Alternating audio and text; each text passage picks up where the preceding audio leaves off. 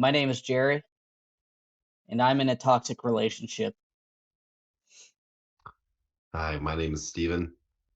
I am also in a toxic relationship with a sports organization named the Carolina Panthers. And unfortunately, I don't see this addiction going away. It's tough. It makes me cry at night. Been up since 4 a.m. since I found out this morning of the situation that happened last night. So the first step is admitting that you have a problem. Yeah, That's what Jerry and I are doing. We have a problem.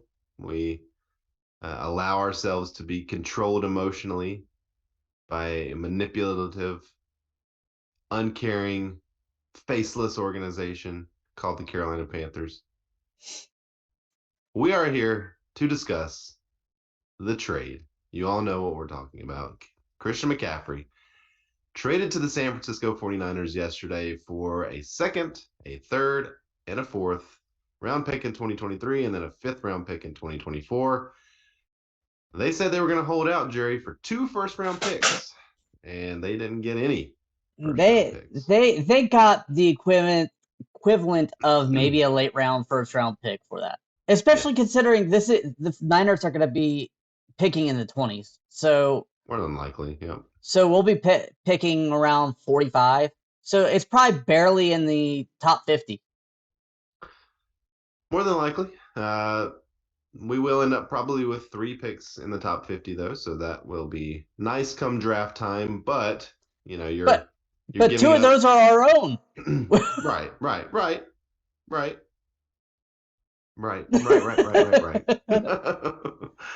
I mean, we're in this situation.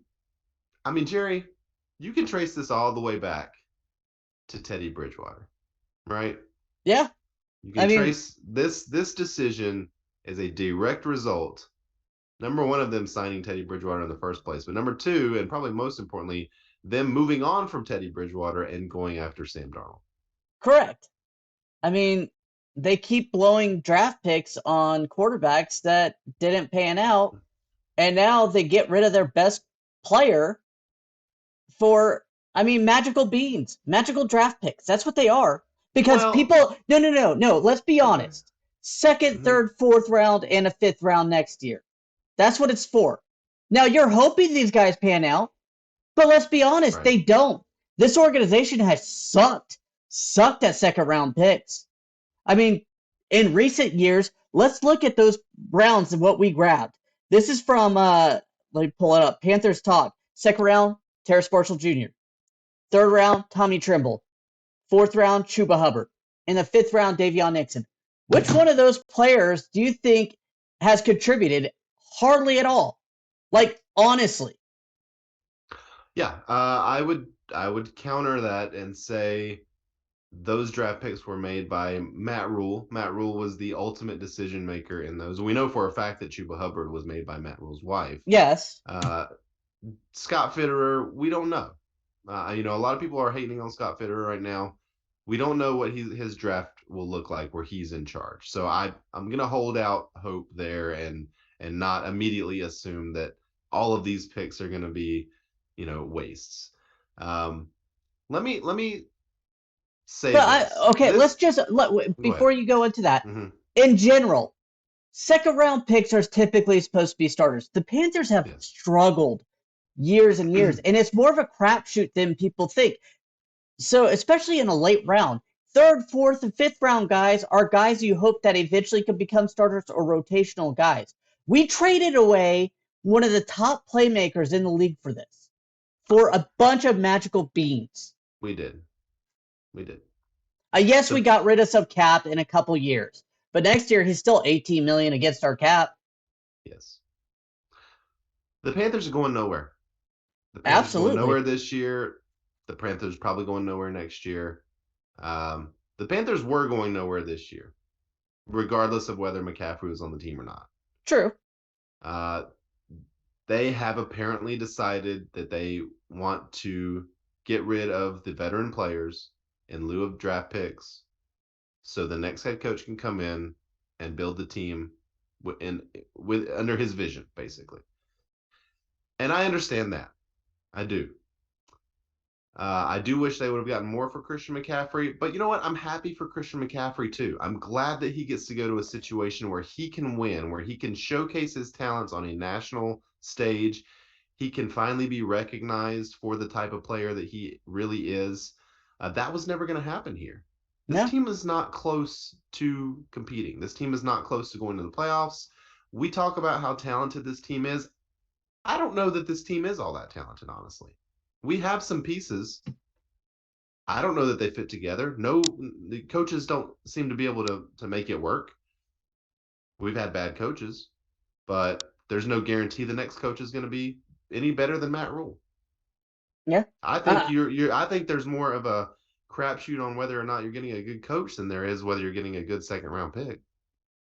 yeah, yeah. I mean, that's true. I mean, but we have to get a new coach because, Yeah, I mean, the one we had was just complete and utter garbage. yeah, I agreed. mean, so I agree with your statement about CMC. It's going to be really tough next year when CMC's in like the MVP talk because Kyle Shanahan's going to use him dramatically, and people are going to be shocked that he has 1,200 rushing yards and 900 to 1,000 receiving yards. Yeah, It, I, it's that's what's going it's to happen. it's going to be tough to watch. I mean, it was tough to watch when Julius Peppers left and was having great success, in Chicago, and when Steve Smith left and was having great success in Baltimore. Like it's always hard. It's always hard. But at least Yeah, those but guys those left guys, on their own accord, right? They didn't get traded. and they left also towards the end or not end, but like towards the latter of their 20s. Well, You Steve kind of had a Smith, yeah. Peppers was still, he had a lot of football left in him when he left. yeah, but he refused to sign. They tried to sign him to a big Right. contract and he refused. So that was more on Peppers not wanting to be back. Yeah. This It's a just, bummer, man. It's a bummer. It really is. I mean, the only thing I could say is if he gets injured, then yeah, you made the right choice. But if he doesn't get injured, I have feeling in San Fran he's going to become an MVP candidate talk. If he Not stays this healthy. year, Yeah. not this year, but If he next stays year. healthy. That's the one thing about San Francisco is look at their running backs and look at how many different running backs they have to play every year. It's because they get hurt. Like that system hurts running backs. And Christian McCaffrey is not the most durable guy anyway. So who knows? This thing could just not work out at all for them. They could cut him anytime. There's no dead cap for them if they decide to move on from Christian McCaffrey next year or the year after. That they're in a really good spot with him. How many 500-yard rushing seasons do you think Christian McCaffrey has had with the I Panthers? mean, I think it's two or three. No, it's two because the first year they didn't use him because Ron Rivera doesn't play rookies. He played two sensational years, then has been injured 2 years. Yeah. So he's been here for 5+ years. Only 2 of those years did he have more than 500 rushing yards. Only 2 of those years did he have more than 7 total touchdowns. Now, 2 of those years were spectacular and MVP worthy and, showed the type of talent he has. Nobody's questioning his talent, but he's not a durable player. He missed 23 out of 33 games over the course of 2 years. There is no guarantee that he plays a full season again the rest of his career. And in fact, I would say it's likely that he doesn't. In that sense, what the Panthers got back for him, multiple draft picks, a really nice amount of draft picks, honestly. Like, I don't think this was a loss in terms of the compensation that they got for Christian McCaffrey. I would have liked more, but I think it's pretty fair value when you consider all the injuries, when you consider the question marks surrounding him. I don't think it's that bad. I don't think it's that bad, but it's just hard to think that our whole offense. I mean, he has almost 400 yards rushing But this again, year. Jerry, we're not winning this year. We're not Yeah, winning with him. We're I'm not winning thinking about without him. next year though. That's what I'm saying. But I'm saying like, next year is going to be completely different. We don't even know who the coach is going to be next year. We don't know what the system's going to be. We don't know what kind of players the coach wants. We don't know if it's going to be run heavy or pass heavy. We have no clue. And he could have done both of those, run heavy or pass heavy. That's if he was healthy, or he's just an $18 million paperweight. I'm playing devil's advocate here. I know you I are, but it's just I'm tired of being a fan of such a losing franchise. This team is rebuilding from a rebuild. But they were rebuilding anyway. I mean, you're giving away. He has not contributed to winning on this team at all. They have not won with Christian McCaffrey. They haven't won anything with Christian McCaffrey. They haven't won anything anyways. That's what I'm saying. At least he was fun to watch. What do we have look forward to in the next 10 games? Now we hope that we trade Shaq Thompson so we can watch Brandon Smith play. We're gonna see, Foreman and Chuba play. There's nothing to look forward to, Jerry. Honestly, I mean, like the rest of the season, if I could press fast forward and go to the end of the season, I would. I don't want to watch any more of these Panthers games. They're not fun to watch. There's no quarterbacks to get excited about. They can't even play Matt Corral. You can't even see what he's all about. You're going to watch Terrace Marshall Jr. go out there and run bad routes and not catch balls because nobody can get it to him. You're going to watch Chuba run into the line and fall down or fumble the ball. Deontay Foreman's on a 1-year contract. He's not even going to be here next year. DJ Moore, I assume he'll be here next year, but there's nobody that can get him the ball either, apparently. Well, supposedly Fitterer was asked that, and he said that he's a cornerstone, that they had players called and that he's not being moved. So yeah, he did mention that. Fitterer just had a press conference. He did mention that. I think he also mentioned Brian Burns and Derek Brown as guys that are not going anywhere. And Jeremy Chin, yeah. Yeah. So that's good. I mean, those guys should stay. Yeah. I mean, those are the guys that they're on reasonable contracts, and they are corners. They're very young. They're still have a lot of football left, and they're durable. Those are guys that I would expect a new head coach to come in and want to have on their team, right? Yeah, and can build around. Fitterer also said that they made this team because they had limited resources for next year. Mm-hmm. He did that. He made those trades. I know Rhule. Well. Did he? Who was the puppet master? Who was the master? I mean, all we've heard is that Rhule had final say. That's all we've heard in the whole Rhule era, is that he had final say. He was the decision maker. I mean, at this point, I don't know if I want Fitterer back next year. Because I don't think that's fair, honestly. I don't think we know what Fitterer is. So what are we going to do? Are we going to let him pick it and we're going to keep mismatching? I prefer to bring a new... What's the difference? You want to bring Marty Hurney back again? Oh, good. Thank God Jerry Richardson is no longer the owner, because that would be a real possibility. It would. The only good thing, though, is we had hit on the quarterback in the first round. That's true. And that's the thing is say what you want, but there's going to be a no-brainer quarterback that's going to be available to the Panthers next year in the draft. And Scott Fitterer is going to take him, or whoever the GM is. I'm assuming it's going to be Scott Fitterer. And that turns your whole franchise around if that guy's right. If that guy hits. That's your franchise. That's all you need. Everything else will come around and work. And I do think that Fitterer is going to be here, because I don't think you let the GM pull this move off if you're going to let him go. Oh, I disagree. I think this move was going to be made regardless. I think Tepper looked at this organization. He said, you know what? This isn't working. Let's start over. Christian McCaffrey was the guy that could be traded for the most amount of picks, right? He's really, in terms of, maybe Brian Burns could be traded for higher picks, better picks, but I don't think you want to get rid of Brian Burns. Christian McCaffrey, again, the last 2 years, he hasn't even contributed, right? I mean, he's just a guy that is a risk to have on your team. It's a position that is devalued. It's a position nobody pays anymore, and there's a reason for that. and you still were able to get a second, a third, a fourth, and a fifth round pick for him. A magical draft picks that'll pan out. Well, Jerry, you have to get something. What are they going to trade him for? You keep him don't around and he gets hurt, you get nothing. I mean, you keep And playing he does nothing for you. Jerry, we've seen it over the last 2 years. He gets hurt.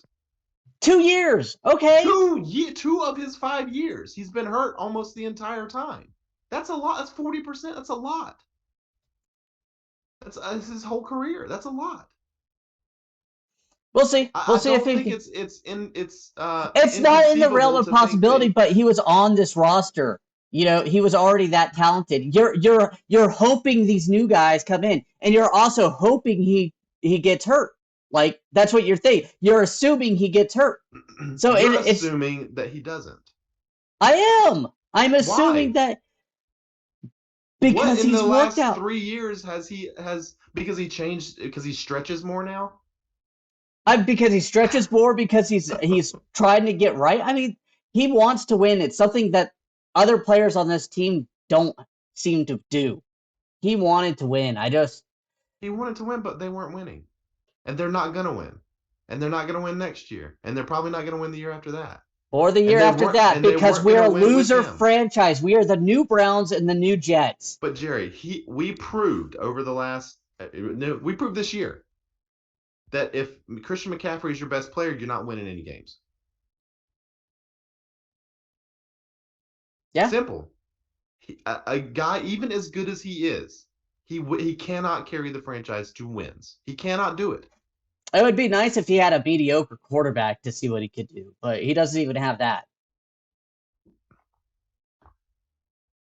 I mean, I guess we will at Jimmy G. Jimmy G's a mediocre quarterback, so we'll see. Now he's got what he needs. I mean, we'll see. We'll see what he does, but this trade, it sucks to lose Christian McCaffrey. Again, he was the face of a faceless franchise over the last few years, since Cam left, really. There's been nobody to rally around other than him. But I'm happy for him. I want to see him succeed. He's such a good guy. And I want to see him win. And this team, this franchise is going nowhere. It's going nowhere. It really is. I mean, there's nothing else I can really say about that. The team is going nowhere. I mean, I think you have to do this. You have to trade Christian McCaffrey. You have to trade Shaq Thompson. You have to try and acquire players that change your franchise, that do something different. You got to take shots. I don't think you had to do this. Because quarterback's not the only problem on this team. Oh, no, it's not. We've got to get an edge rusher.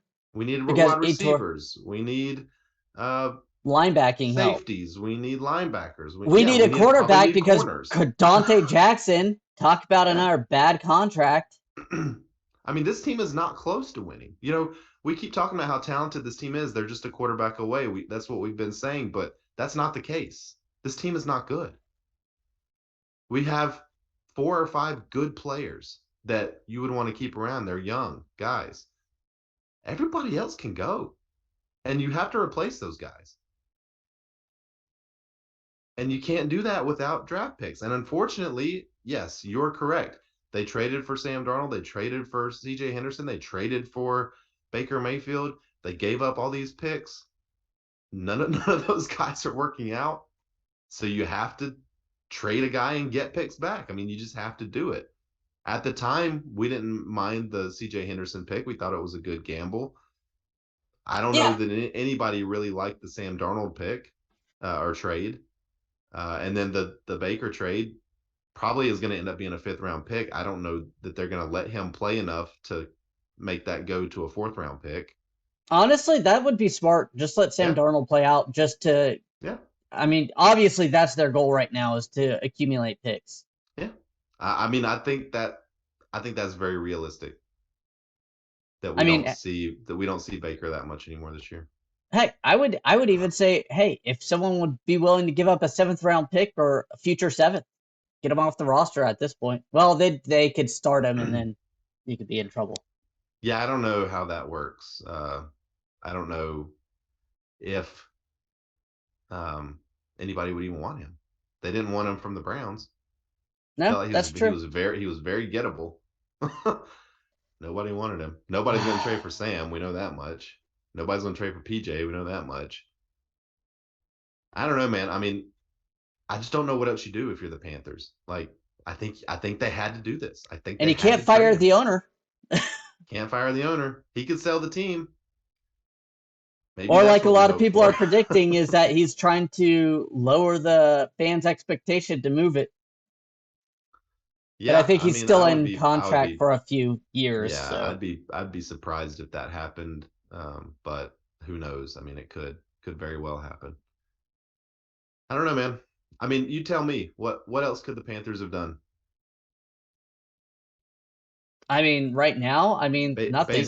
Based on what the situation that the Panthers are in this year, I feel like this was the move. I feel like this was the right move. I don't.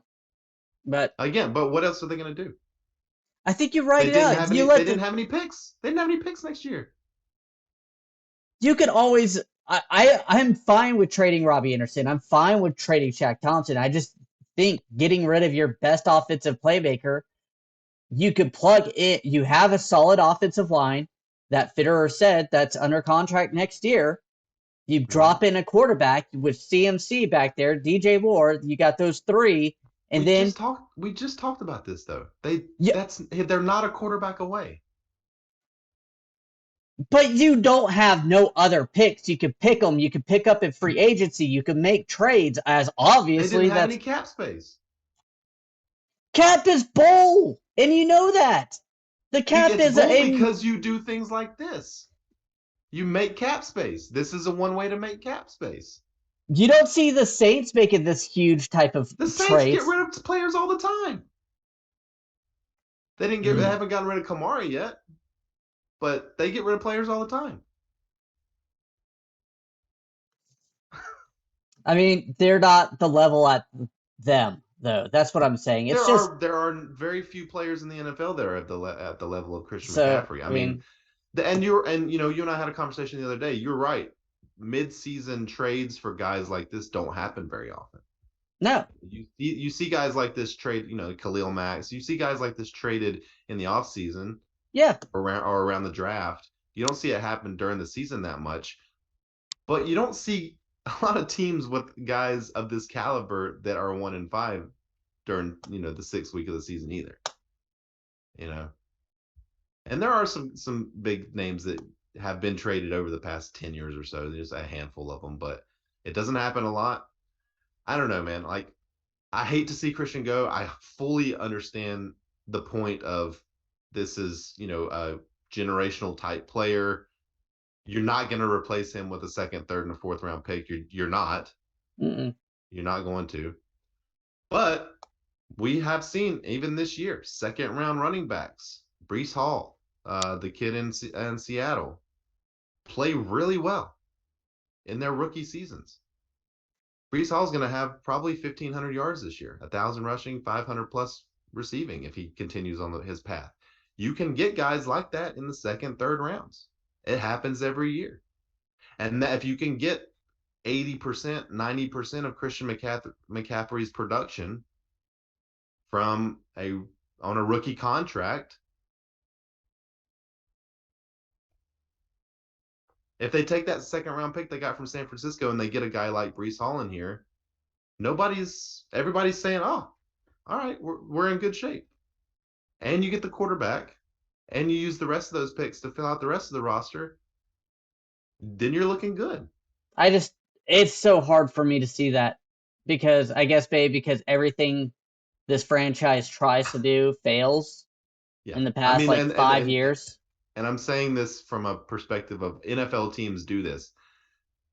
The Panthers, are they capable of doing that? Are they capable of making that pick? Are they capable of making the right pick at head coach and maximizing Christian McCaffrey? I Uh, think that's also a question. I mean, bottom line is, yeah, we're Panthers fans for sure. This is a bummer from a Panthers team perspective because you are losing one of the premier players in the NFL. if you're looking at it from a Christian McCaffrey perspective, this is probably a really good move for his career. It's going to be really fun to watch, from a fan standpoint. I The Panthers were already going to lose this year, so there's nothing really changes there. I'm legitimate serious that Christian McCaffrey could easily be an MVP candidate next year. Yeah, he could. He'll be 27 next year. I mean, that's another thing is he's got, even though he's missed almost, a season and a half full football, he's still got a lot of miles on him for his age. Like he has had a lot of touches in his first 3 years, and I don't know that he's going to be one of those guys that makes it to 30. All right. I'm tired and frustrated and everything else with this. So, anything last words? Yeah, for those YouTube watchers, if you made it this far, this is going to kind of come right before our week 6 preview. So, or week 7 preview. Yeah, I know. I keep saying week 6. So if we mention Christian McCaffrey in there at all, just know that we recorded that before this trade. All right, and now we're actually going to finally start looking at the game preview. As dreadful as us Panther fans are feeling towards this game. But like we do every week, we have a little bit of trivia about our upcoming opponent. Now, the Panthers and the Buccaneers have not always been division rivals. Mm-hmm. So, with that being said, the Panthers' highest rushing leader against the Bucs overall, name that player. Overall, like career? Yes. Career rushing leader against the Buccaneers. Yes. Oh, well, we've been division rivals since the early 2000s, late 90s. So I'm going to guess it's probably one of probably Jonathan Stewart or D'Angelo. Sean Foster. I'm going to go with Jonathan Stewart. And you are correct. Okay. He played 15 games against the Tampa Bay Buccaneers and rushed for 913 yards for an average of 4.5 yards per carry. Okay. D'Angelo Williams played one less game against them for 790 yards, 4.8 yards per carry. I'm going to guess probably CMC on that list, next on that list? No. No? Cameron Jarrell Newton. 16 games, 552, 4.5 yards per carry. Okay. I didn't even consider him. If I'd have thought about him, I might would have chosen him. And any guesses for who had the most touchdowns? Probably Cam. It's a tie. Cam and D'Angelo. Okay. Yeah. Well, yeah. Wow. Okay. That's interesting. 15 games, 900-something yards. That's about right. And the player who has the most rushing yards against them all time, Barry Sanders with 2,000-something yards. Barry Sanders, And his games weren't but 5 more games or 6 more games the rest of the guys. Barry Sanders could come in right now and probably get you a good quarter, 50 yards in a quarter. That might be the only thing he could do, but I think, that guy, incredible. Yeah. Poor Lions, or poor, I should say poor Barry Sanders for having to play for the Lions. Yeah. Oh, well. All right. Well, that was good. Fun trivia. Let's move on to something less fun, the injury reports. The Panthers injury report. Early in the season, Jerry, we were bragging about how short the injury report was for the Panthers, how healthy everybody was being. Bragging is a very loose term. Also, we were excited. We were pleasantly pleased. I was like, some things are going right for us. At least we're not getting injuries. Well, it's caught up to us. Yeah. CJ Henderson is in the concussion protocol. Did not practice. Would be surprised if he plays this week. Same. Dante Jackson with an ankle did not practice. Corey Littleton with a groin at a limited practice. Baker did not practice. Henry Anderson with an elbow did not practice. Sean Chandler, hamstring, did not practice. J.C. Horn, ribs, limited practice. Excuse me, Anderson and Chandler did practice, but limited practice. Frankie Louvu, shoulder, limited practice. Man, I hope he plays this week. Chenault with a hamstring, limited practice. Elfline and McCaffrey both did not practice. McCaffrey for rest. Elfline with a hip. And Matt Ioannidis, defensive tackle, neck, limited practice. For the Buccaneers, Cameron Brate, neck, did not practice. Carlton Davis, corner, with a hip, limited practice. Mike Edwards, the free safety, with an elbow, full practice, but listed on the report. Logan Hall, limited practice. The rest of these guys did not practice. Hakeem Hicks, Julio Jones, Shaq Mason, Sean Murphy Bunting. I think Julio Jones missed last week. Wouldn't be I think he surprised did if he too. missed this week. I mean, Julio Jones misses like 5 to 6 games a year anyway, so. Nowadays, yeah, that's his MO. Yeah. Sean Murphy Bunting's having a great year. Yeah. It'd be very beneficial if he does not play. So. Yeah, this is a good Buccaneers defense. Very it's carrying good. the team right now, much like the Panthers. I mean, if the Panthers were going anywhere, the defense would be carrying them there. Yeah. You know, the Panthers defense just, if we just had an average offense, we would be right there with the Bucs and the Falcons in the standings, but Because we do that's not. kind of what the Bucs are right now. They're an average offense and one of the top 5 defenses in the league. And it's not really sarcastic to say that or joking. Yeah, I mean, they've got some problems. We'll talk about them here in a minute. The Panthers are 11-point underdogs in this game at home. Over under 40 and a half. That over under seems low, but it feels high. I think it's high in my opinion, to be honest. Yeah. If I was betting on this game, I would take the under.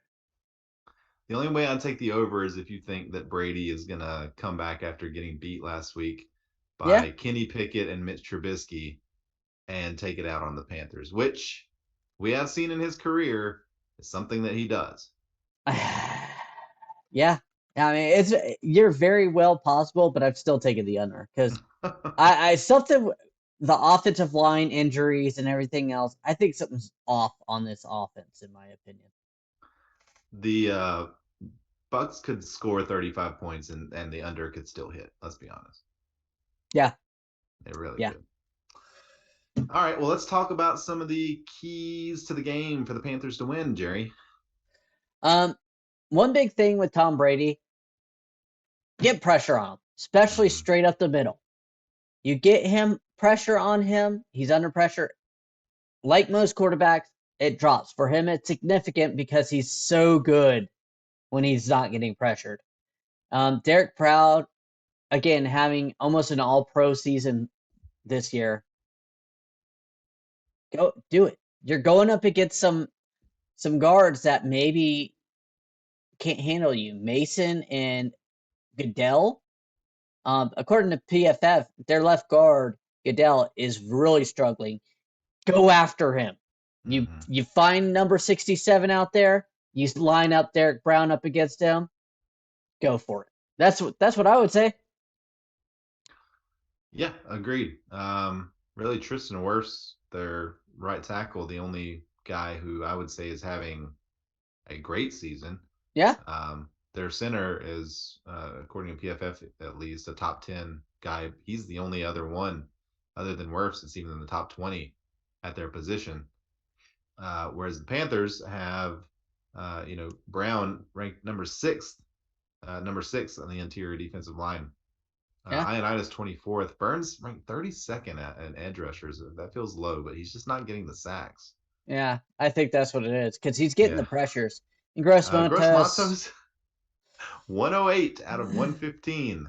That right side line, man, we knew that was going to be a problem once they got rid of Reddick. We knew that side of the line was going to be a problem. I wish they just put like Marquise Haynes, put somebody else over there. Anderson, put somebody else over there. Gross Matos sucks. Yeah, he's not doing good. I mean, this was his year to kind of show that he belonged, and it doesn't. You said one of these players is not like the other. Yeah. Man, just Real rough, real rough. Why don't we have Horn on this graphic here? It's probably because He's he's been been hurt. injured Yeah, and they didn't want to put him on. all right. You podcast listener, well, really, none of y'all know what I'm talking about. That was just a question for Jerry. Okay. Yeah. So keys of the game. You mentioned let Derek Brown feast. Yeah, he needs to be in Tom Brady's face. As we know, Tom Brady always struggles under pressure, Jerry. Especially up front. Yep. Through that middle, got it.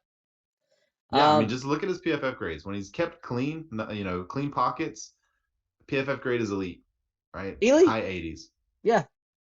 Any kind of pressure at all under pressure drops to the 50s, his PFF grade. So that's, average or below average.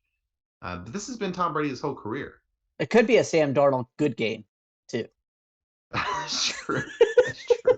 When I say average, that excludes all Carolina Panthers quarterbacks.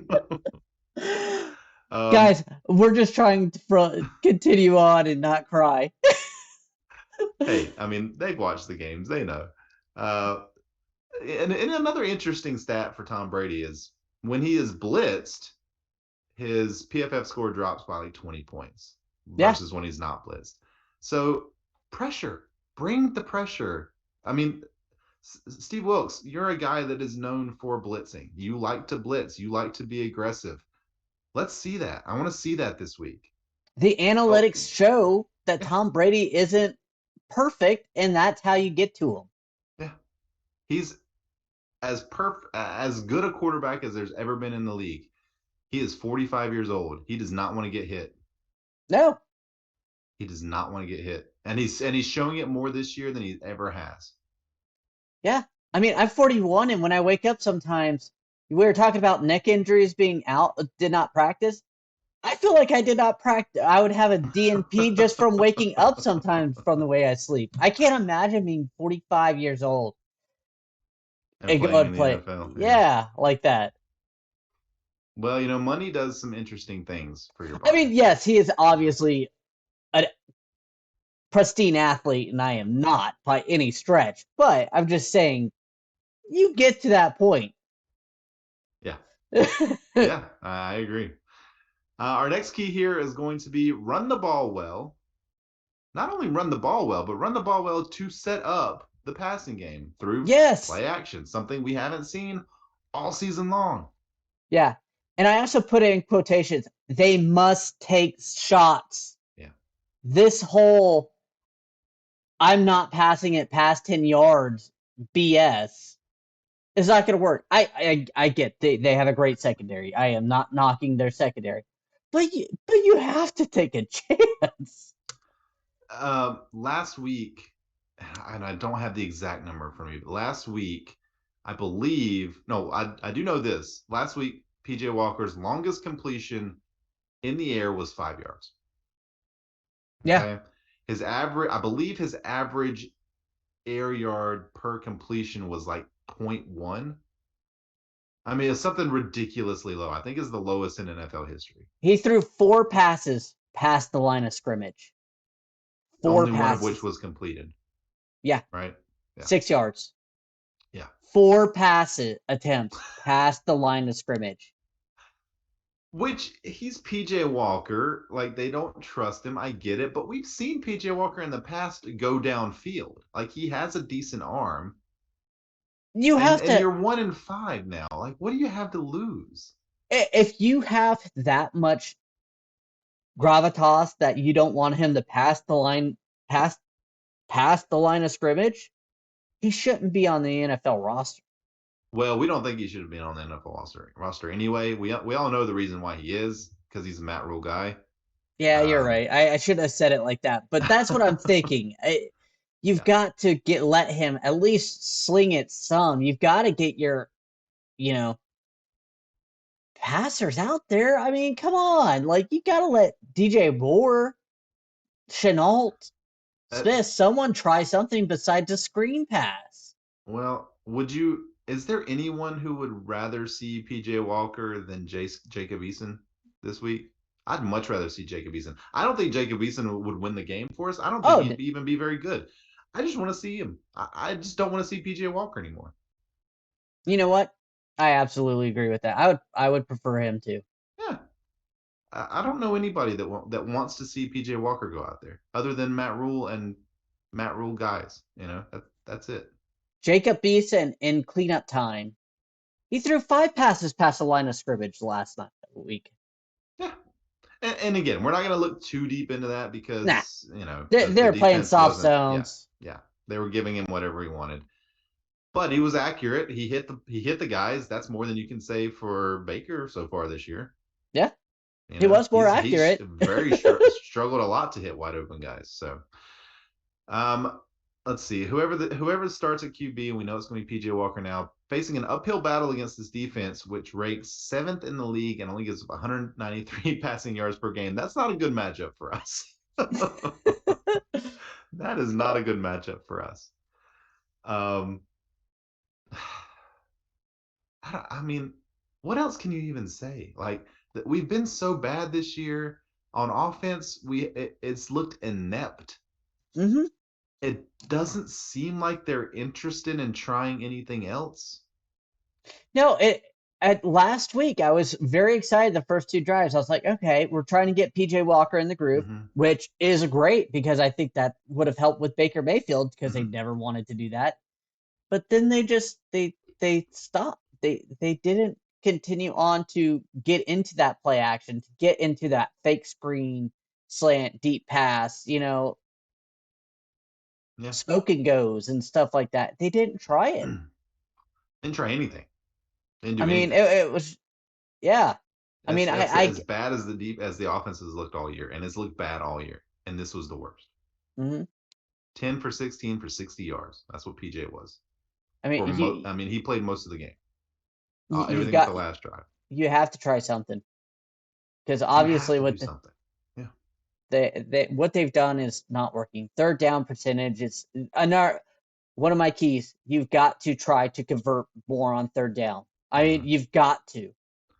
I mean, Yeah. obviously they try every third down, but you have to convert more. This 25% conversion rate, abysmal.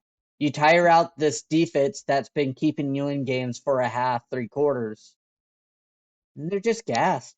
Yeah. And again, the first few drives last week, they were getting into like 3rd and 2, 3rd and 3. hmm That's what they have to do. They weren't really converting them, but they were getting into them.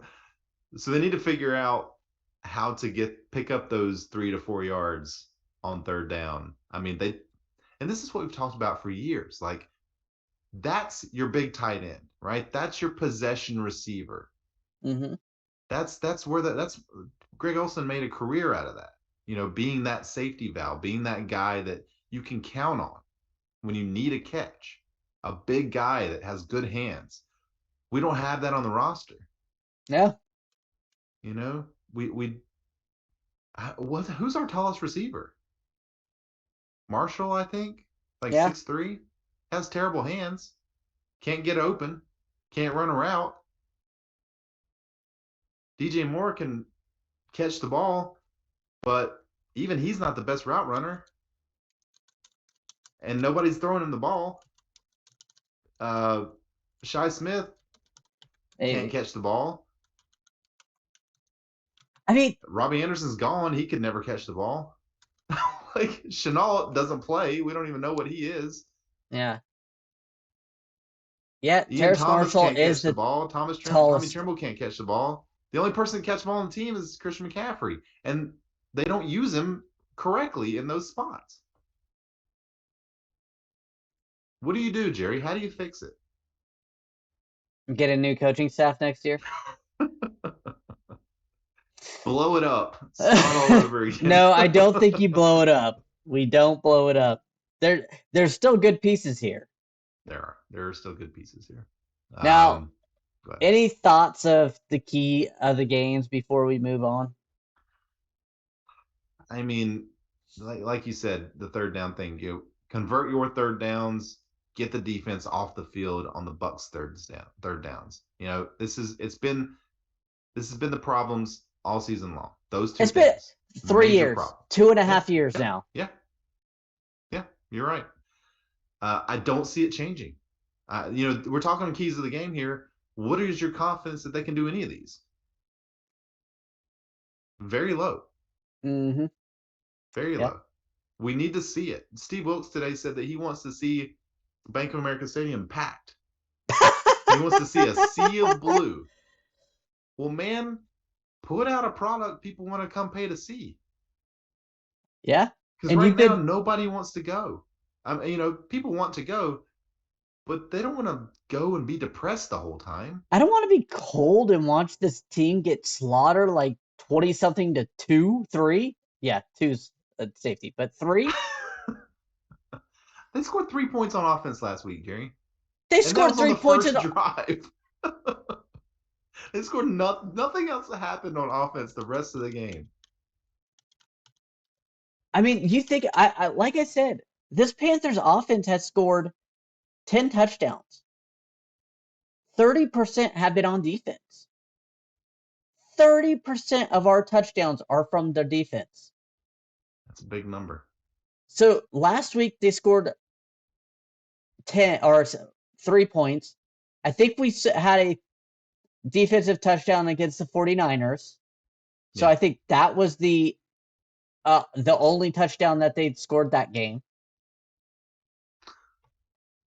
So we're looking at the Cardinals, I think, is the last time the Panthers scored a offensive touchdown. Yeah, Baker Mayfield threw a touchdown against the Saints 2 weeks ago. And that it was only one touchdown, by the way. Yeah. That whole game. So yeah. Well, next key to the game, score some points, maybe. Try that. I mean, I just feel like I'm John Maddening it. The goal of the game is to score more points than the other team. We need John Madden. We need somebody to tell this team that. They don't seem to understand it. Like, if I don't see something different this week, just attempt something. Even if you don't get it, and you probably won't. It probably won't work because I don't think we have the quarterback to make it work. But you have to try. Show some effort. Show some balls. Do something. Yeah. I mean, if they don't show something this weekend, I bet you're not even going to show up on Sunday to record. I may not. I will not be here this Sunday. I do have something else going on. I'm going to be deep in the woods in a tent with no cell reserve. I probably won't even know if the Panthers won until Tuesday. And with a bunch of other men, sweaty, sticky. That's right. Yep. Just cooking steaks and drinking beer. Gonna be a lot. All right. Let's move on to our predictions here. Right. Starting it off, beer bet of the week. Now, this one you came up with. Who will have more receptions?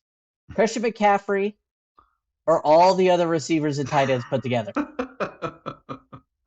No, all the whole rest of the team. It could be running backs too. Anybody else on the team. Because last week, McCaffrey with 7, everybody else with 6. This is not a crazy bet. I think they're going to attempt to try to get the ball downfield a little bit more, but I have no hope. I'm going Christian McCaffrey. I'm taking Christian McCaffrey on that.